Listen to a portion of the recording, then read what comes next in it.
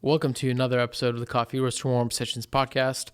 It is the first episode, the first Coffee Roaster warm-up session of the year of 2025. It's hard to fathom like another year of weekly podcasts. I've like a handful of people who are like, are you guys still doing the podcast? I'm like, yep, 170 plus, or another year in the tank or whatever. So it's pretty wild. Yeah. We've also seen a lot of podcasts start up, and I mean, I've been part of a few podcasts that started up and then not continue. Right. Yeah. Like even outside of coffee, a lot of podcasts that, continue, start very hot and then season 2 and they've kind of disappeared. Right.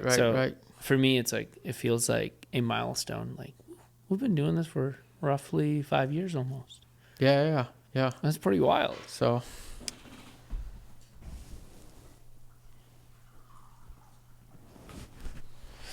yep. It's been I'm pretty pumped about it. Crazy what a little bit of consistency. I was just gonna use that word. You stole it out of my mind. Come on. That's just crazy what a little bit of consistency will do. I mean, from everything,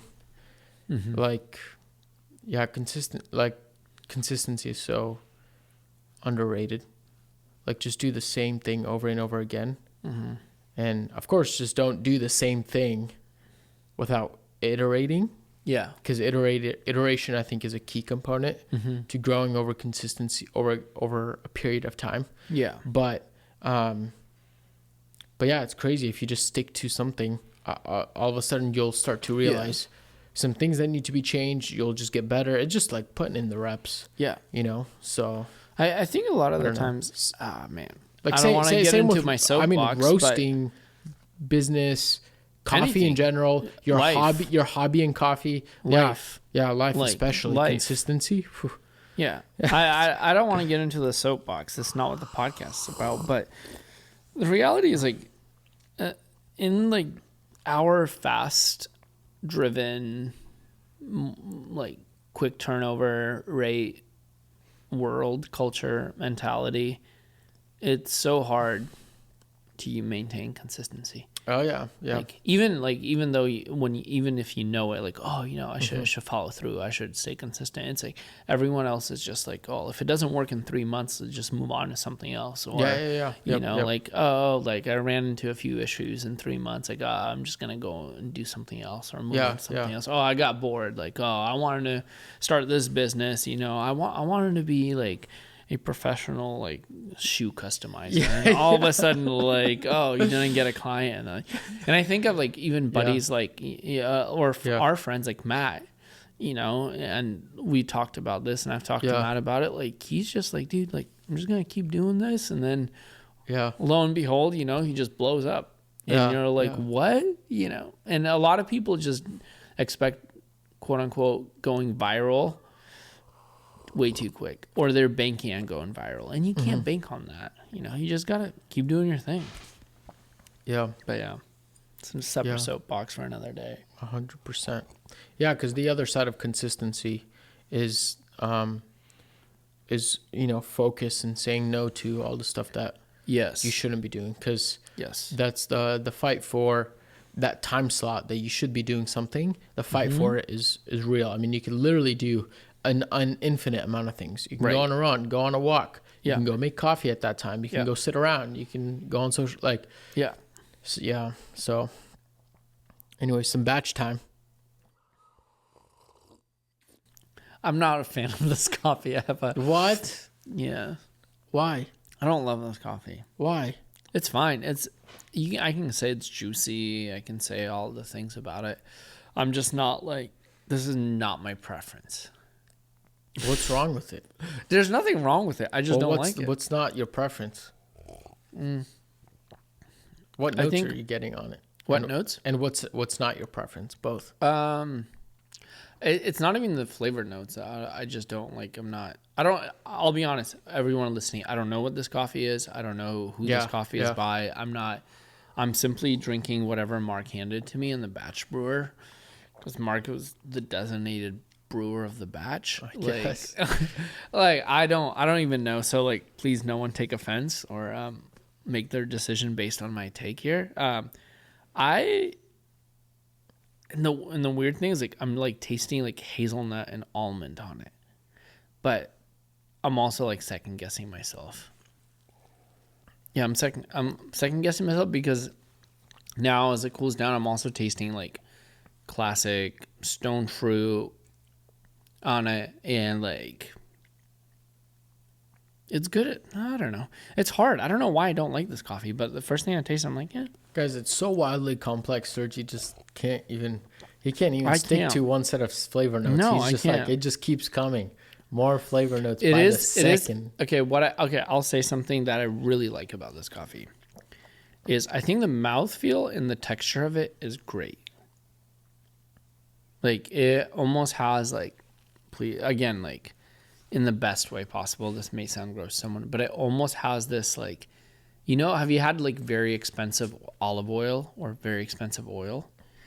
It's not like slimy, but it's just this nice syrupy is not the word I'm looking for because it's not necessarily syrupy. It's not maple syrup. Like it's got very thick viscosity to it that I really, really like. So, yeah. What's not in your preference here? I think what I would want out of a coffee, like for example, our Ethiopia, like I'm obsessed with the Ethiopia right now. Like I think I drink it too much. Like there's like my regular heavy hitters at home are the Ethiopia 2K Ute, yeah. And the Jorge Mendes. Like they're very opposite, Very. This coffee is almost just like, to me, is like almost like a classic, very classic Colombian coffee. All right. Pour me some more. I want some more. So that's why, like, in the polar opposite, what I love and what I was going to say is like, I'm not saying like classic Colombian coffee as in a negative thing. It's just very, very classic. And the reason I was saying that is in comparison to the 2K Ute, it's a very classic Ethiopian for me. It's like mare lemon, like very lemony. But this like juicy lemonade kind of esque on that one, plus paired with like a ton of florals. Are you done with any? Are you done with it? Can you pour yourself some more? Yeah. Because I think something, I don't know. I feel like after you let batch sit around for just a little bit, yeah, I think it tastes a little better. I could be crazy. It's not like, I think I was wrong about like the hazelnutty aspect. I think that just like picked up something on my nose that triggered that. I don't think it's there. I think it's, again, it's not like overly bright. I don't have a problem with that. And again, I love bright coffees. I think our 2K Ute is overly bright or very bright in a good way. Yeah. In a way that I like. Yeah. It's just a preference thing. Well, I can't. I love this coffee. Oh, then I know what coffee it is. I love this coffee. It's you don't know this coffee. This isn't a coffee roasted by us. It isn't? No. It's I like this coffee a lot. It tastes better on the few times that I've brewed it on pour over. Yeah. But it's still it's not far off. I'm not going to say it's far off.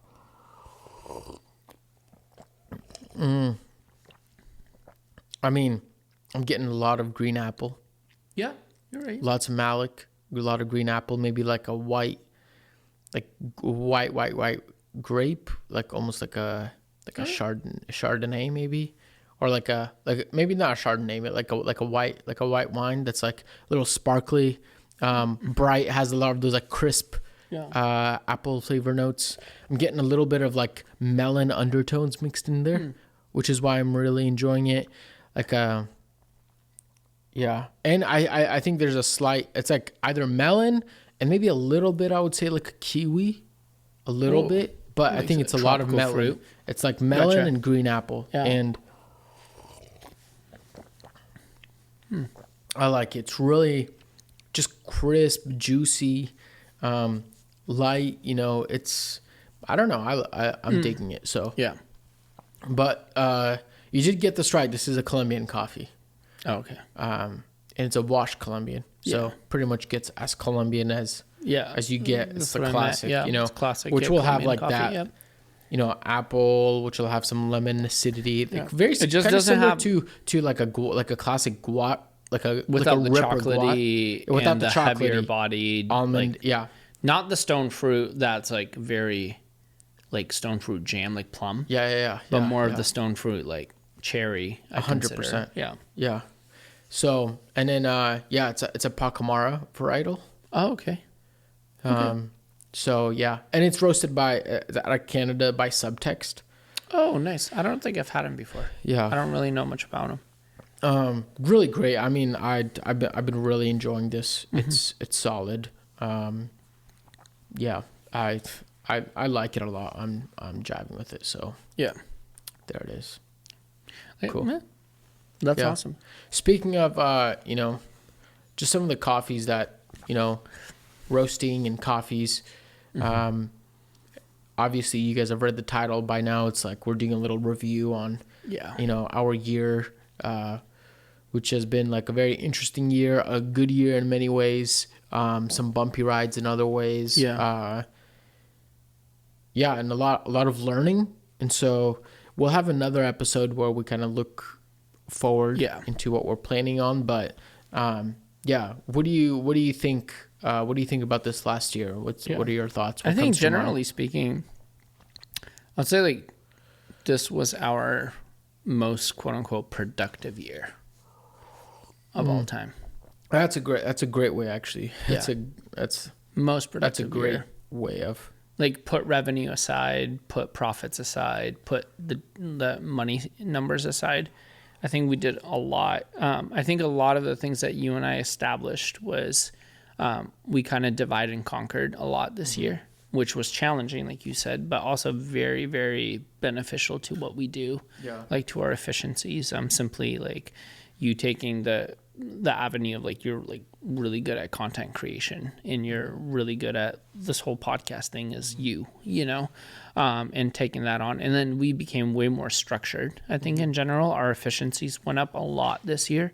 We've really tackled that. And I feel like that's been like super helpful, not only for you and I just as human beings, but also for the company in itself. It set us up for success. And then we sold on a practical note, we sold some equipment. Like, we weren't even that wasn't even the focus of what we want to do, but it became an avenue of, we're like, oh, okay, this is an important avenue. It's like, hey, how can we set up people that love our coffee? How can we set them up for success to serve our coffee through helping them get equipment? And I think that was like super key and important for us to do as a company, but also to see that actually come to fruition. Like we've talked about it over the course of years of like, what would it look like even if we, wholesaled these batch brewers, and then we went from talking about batch brewers to like selling full-blown cafe setups. Right. And I think that was a cool part in general, and that had to do with you and I taking on different responsibilities and being more efficient and being all in all more productive. We should. That would be like, I think, an interesting episode to just break down from I don't know. Because there's some good learning gems in there. It was great. We, as Sergio mentioned, we sold a few, some espresso machines. That was great. Like some commercial sized ones for a cafe out on the East Coast, which is great. Helped them set up their bar a little bit. Gave some practical tips and whatnot. So that was fun. The technical side, maybe we should do another episode on that. But what do you think? What do you think coffee wise? What was this past year looking like for us? Again, we brought back Jorge Mendez's coffees, which has been. Did we buy his coffees twice this year? Kind of ish, time and a half. No. We just had some delays. Delays. That's why it overlapped like that. But anyway, like we brought back that coffee because it's been a staple, no matter what. And we've also elevated, with that said, like we've elevated our coffee quality to be even higher, to be at a level that we're even, not even to say more proud, like we are like super stoked on when it comes to the quality of coffees that we've brought in. And we've also made a lot of connections at Origin that I'm super proud of. Even from, we've been talking to Nikolai a lot. We bought multiple coffees from Shared Source that we were like super stoked on. Apex, like partners that we kind of dialed in and be like, yeah, they kind of share not only our vision around being like, don't want to use the word small, but being like very intentional in how they source coffees, and then also and hands-on, like, and also for us to be like, we find the quality of coffee we want through these folks. Yeah. And we love the connection. Extraordinary. I mean, Nikolai was like a big one this year, and we connected with him probably through Scott or through someone else. Yeah.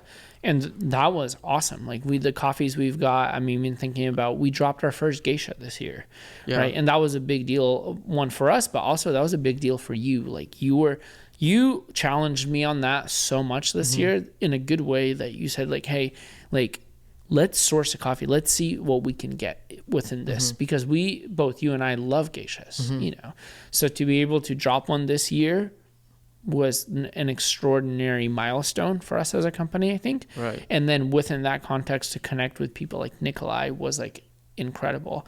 And we've, been friends with Juan Diaz for a while, and like cupped a lot of the Nowhere coffees, and a lot of the people that I respect at Origin, we've kind of solidified that relationship when it comes to sourcing green, cupping green, and then buying green as well. Yeah. And not to say that like getting a geisha on the menu is a milestone, but I think it just what you meant was like more of like, because I mean, you can cup tons of geishas there. Yeah. I mean, you can find them anywhere, but it was like always like, okay, how do we find something that's actually like really good, that's like a head turner on a blind cupping table, rather than this is like a good coffee. Yeah. It was like, so how do we find something that's like, oh no, this is good and plus more, and very worth going out of our way to secure. And it was, I think, to add to that, sorry not to interrupt, but it was a milestone in a sense, like we've cupped geishas from day one. Yeah. And we've just never been like, we should do this. Yeah, 100%. Until this year. Yeah. And so that was awesome, like sourced through like Nikolai as well, and literally just flown in from Origin, which was great, like just peak freshness, peak quality. I mean, it's literally all the good stuff. And in my opinion, I don't know, that Wilder Lasso Columbia Geisha Lot 3 was probably one of my favorite coffees of the entire year. Like both coffee that we sourced, but also like I had like Prodigal's version of that coffee, which was I really, really liked. That was phenomenal. I don't know, it was probably one of the most memorable cups on the cupping table overall. I know September Coffee also picked up a little bit of that lot as well. And a few, maybe like one other roasting company, I think. So that was like an extraordinary coffee overall. Yeah. But then to be able to, get our hands on, it was like, frick, dude, this is incredible. This is awesome. We're very fortunate. Yeah. And just being able to drop like a coffee like that, was just super fun. Yeah. It was super cool. But also, like we had a few great little like other Colombian we had a heavy Colombian coffee menu this past year, like insane. At one point it was like all Colombian coffees but one. But the Guat from Jorge. Exactly. It was wild. Which is I don't know, I don't find anything bad with that. No. But and so I also want to just touch upon like the Jorge Mendes. Like we've been buying his coffees for four years or so, back to back. It's a staple on our menu. And actually, like, if you're listening and you're like a small roasting company owner, I think actually having a staple is actually a really big power move. Yeah. Like it makes sense from a business standpoint. It makes sense from a relationship standpoint. It makes sense from a customer standpoint as well. Some people just keep coming back for the Jorge Mendes because it's going to be consistent, it's going to be solid, and it's going to provide the same thing. Yep. Like, and it's also something that happened to be like, which we'll talk about later, but like a wholesale account, like that's usually what they gravitate to. Yep. For something like espresso with milk based, it's just a solid, and man, I think everybody should have like just a solid staple that they just carry around year round. I mean, it's just, I don't know, I don't really see a bad thing in that. Of course, unless you just have a different model, right? I get that. But yeah, it's great. Yeah, I agree, and I'm super stoked on when we dialed it in at the beginning of the year to what we're roasting it now. We literally had to double our batch size on it because of it being in such high demand. For a reason. And I think that also shows a lot about what you just said. It is a go-to for a lot of wholesale accounts. A lot of the even smaller wholesale accounts that I talk to that are like, quote unquote, like offices, doctors' offices, like that have decent amount of turnover. They're not massive. They're not cafes, but they're miscellaneous wholesale accounts. That's the coffee they usually gravitate to. One, because it's very, very easy to serve, whether it's batch brew or espresso, but it's also like fairly complex enough to where someone walks in like, oh, dude, this is nice. Can't complain. 100%. And, speaking of like dialing in, I think like this year we changed up a lot of our, I think, sourcing wise, I think we've changed a little bit, not as much, but I think this year's sourcing was way tightened up. And speaking of the systems that you started with, like some of the changes, divide and conquer, like, man, I think the sourcing was just way more tight, dialed in. It was just like, we have something in mind and we're just way more strategic and intentional. And, I don't know, I'm struggling to find the word, but it's just way more like, I think that's it. It's more decisive. Way more decisive. It's just like, nope, this isn't it. Yes, this is it. And 100%. On the other side though, roasting has been like an interesting game this year. I think like towards the beginning of this year, I tried like I cupped some like a roast defect kit with Scott and Lance online. That ended up kind of shifting a lot of my theories and perspective on sourcing and roasting especially, and flavor experience and flavor understanding, where a lot of like the same stuff that I kept mentioning throughout the years, like thinking about it as like acidity to bitterness, like some of those like concepts, roasting concepts, and language used to describe them. I was like, that was a big shift for me. So, which I think kind of pushed some of our roast to go a certain direction, while on the other hand, I mean, some of it has stayed the same as well. I don't know. I would say like we point blank ended up roasting coffee, and this may be a controversial statement for some people listening. Like we point blank ended up roasting coffee slightly lighter this year than we ever have. And again, I'm saying that from the perspective, like I feel like our coffees are tasting better than they've ever have too. So the combination of that, like take it or leave it, however you want to interpret it. And there's a lot of room to talk about like cupping a roast defect kit, meaning you've definitely cupped through coffees that taste underdeveloped, overdeveloped, properly developed, crashed, and all of the classic things that you would look for in a roast defect kit or evaluating a roast. I think we've done better than we've ever have this year when it comes to that. We've really done. And going back to like when you also iterate how we source coffees has slightly changed. I think the decisive factor that we've been able to implement into how we cup green and source coffees was because you and I, over the course of the last 5 years, have like realized where our preferences lie. Like, what do we like? And that's one thing if you're an owner of a roasting company, if you're an owner of a cafe, or even if you're a home barista, the reality is whether you're just brewing a V60 over and over again at home or you're roasting coffee over and over again at home, you can't skip the 1,000 brews. You can't skip the 1,000 roasts. Yeah. You know, and I feel like Mirror is hitting a spot where that repetition is starting to pay off and produce fruit, quote unquote, and have a result. Like we're able to read results now. One of the things that I think that is incredible that you've done, we've talked about this on a previous episode, and that's when we're looking at color of a roast. We're not just looking at what does it say on the scale, the Agtron scale or the Espresso Vision scale or whatever scale. We're also looking at like, what are some roasters that we admire that roast this way? How does it compare within that context? Right. You know, and that has been one crucial for us to know where we're at and what we actually like. So therefore, when we're looking for green, we're able to find green that would fit within that. Does that make sense? Yeah. I think that was big. And also within that context is because we've become more productive and because of our efficiency, some of the things that we've seen go through the roof, I think this year has been the fact that we're cupping way more roasts as a company, as a roasting company. We're cupping way more of our roasts than we've ever have. You know, I would say almost 100% of every single coffee that we roast is being cupped before it's shipped.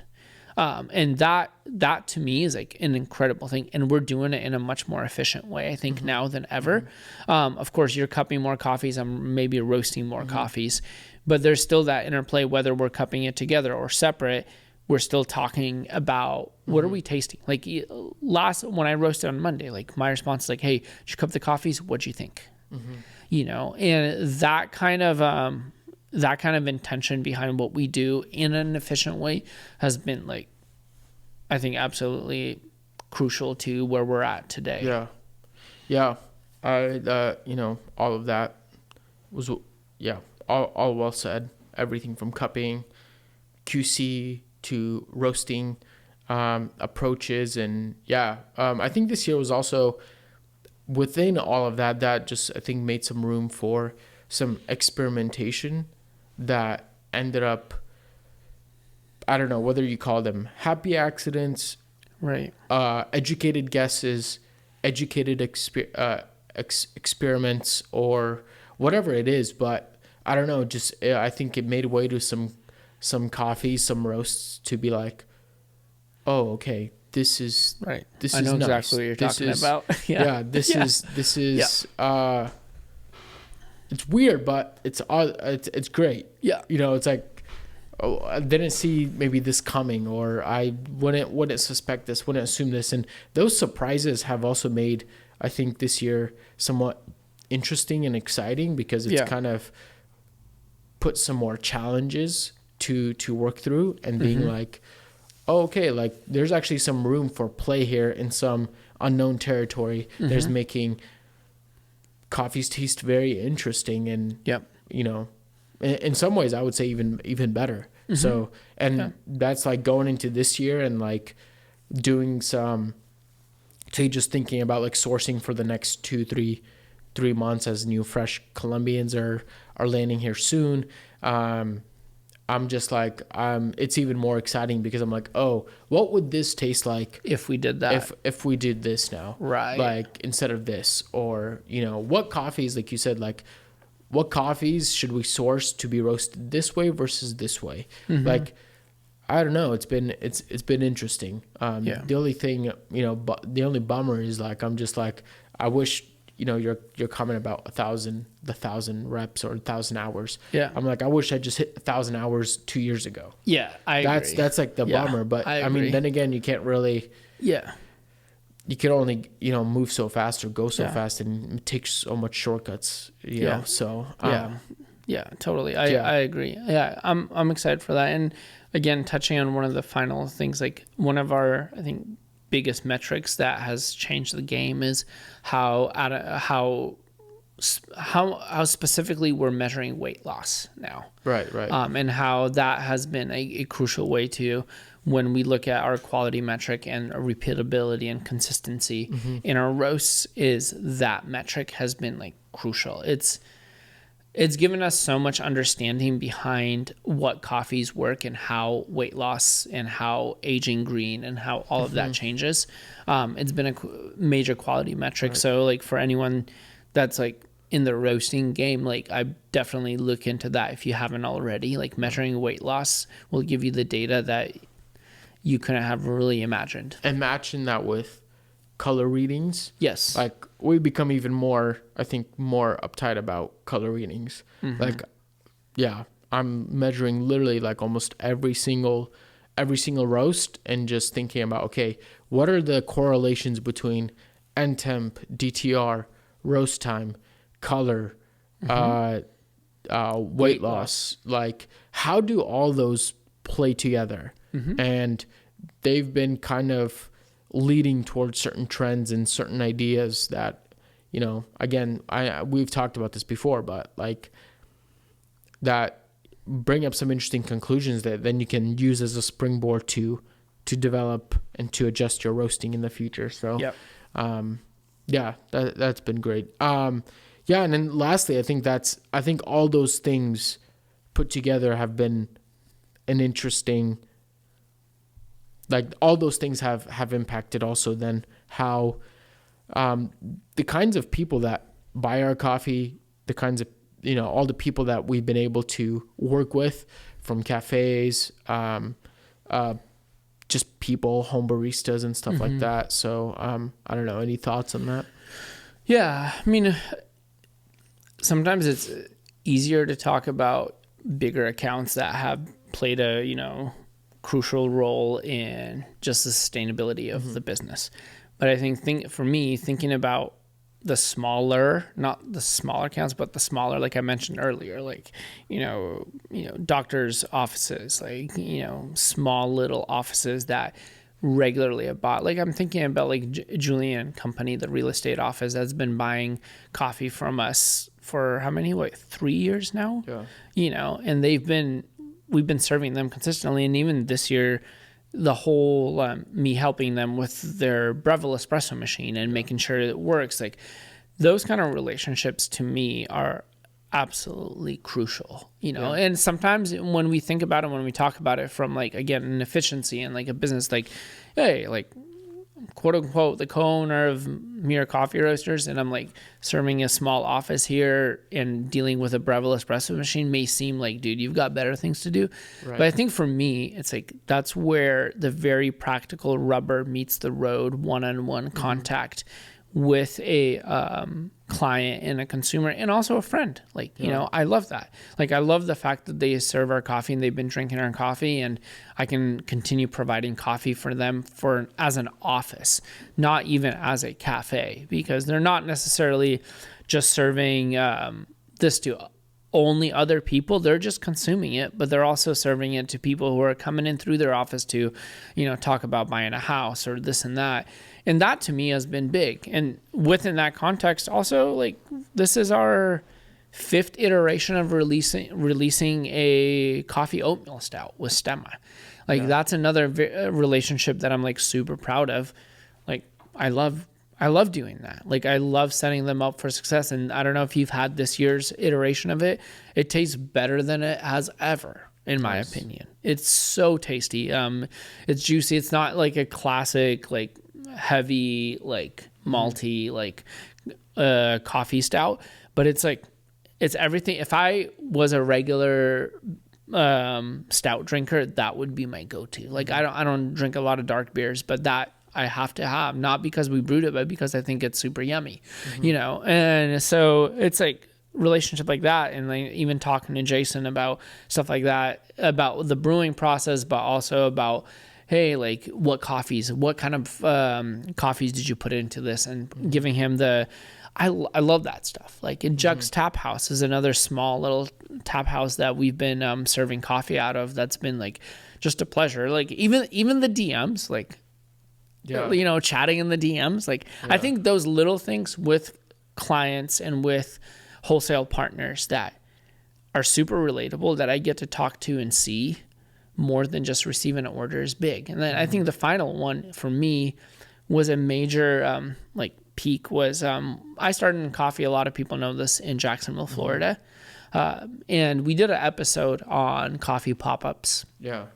And that was a great episode. Love talking about it. And then a person from Jacksonville that was a quote unquote like buddy of mine, but also for me when I was starting coffee, he was like a foodie celebrity person. Nate does food in Jacksonville, and he reached out to me. He's like, "Hey, I listened to your thing. Like, I would love to try some of your coffees. Send me some coffees." So we sent him some coffees for pop-up, and he became an account for us for a period of time where he was serving Francie in Jacksonville. Right. And to me, that was so meaningful. One, because I looked up to Nate for a long time as a food and bev social media kind of guy. Right. You know, I remember when he would pop into Bold Bean and be like, "Oh, dude, Nate's here." Like, whoa, like, you know what I mean? Stuff like that. Yeah. And then also to be able to like chat with him and then knowing that he was serving mirror to the community of folks in Jacksonville that I personally know, and even connecting to Steady Coffee. Like, that's another coffee company in Jacksonville that we connected with through Nate. Like, connecting to people in Jacksonville to me always feels very sweet because that's where I started in coffee, you know? Yeah. So those are like kind of big client relation moments for me. I'm working out, and they're not like, you know, not like 1,000 pounds a month accounts, but they're super meaningful. Yeah. Yeah. I think you probably have way more to say about that than I do. So, that's great. But, that's been, we've been able to work with some really awesome cafes out of California, a few gems out of the East Coast, the Midwest, a little bit of everywhere. That's been, that's been fun. That's been killer. And, I think also, huge shout out to all the people that have just bought some coffee from us in this past year. If you've been listening to the podcast, you picked up some bags. Thank you guys so much. Like, seriously, it is freaking amazing. Like, to be able to put in a ton of work and energy into sourcing a coffee, roasting it, connecting with you guys, and then being able to pass on some coffee to you guys that you can enjoy it yourself or share it with somebody else. I mean, it's just been phenomenal. And literally, I am so pumped and so thankful for all of you. So big thanks. That's all, So thanks for a killer last year. Yeah. I don't know. Hopefully we'll be able to source some more tasty coffees this year. I'm pumped for the roasting changes, the sourcing changes, the dialing in, the niching down, the cranking through. Like, I'm very curious. I don't know. We'll have a different episode on what 2025 is going to look like. I'm excited. But I'm, I don't know. I just know there's probably going to be some unexpected series of events and some expected and a little bit of everything. So I'm stoked. Any final thoughts? Yeah, I guess I just have one small regret. We didn't go to Origin this year. Yeah, it's true. And we can talk about that in the future episode. We have to. Yeah. Have to dial that in. Unfortunately, we didn't get out of the country much. We're just busy. Yeah. A lot going on. Yeah. Yeah.